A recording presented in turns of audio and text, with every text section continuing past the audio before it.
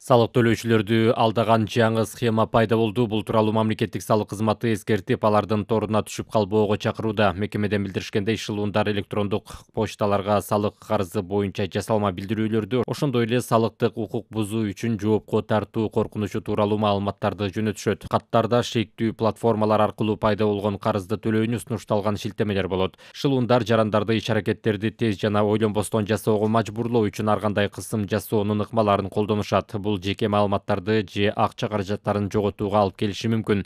Мамлекеттик салык кызматы шылуундардын айла амалдарына түшүп калбоо үчүн бир катар эрежелерди сактоо керектигин эскертүүдө.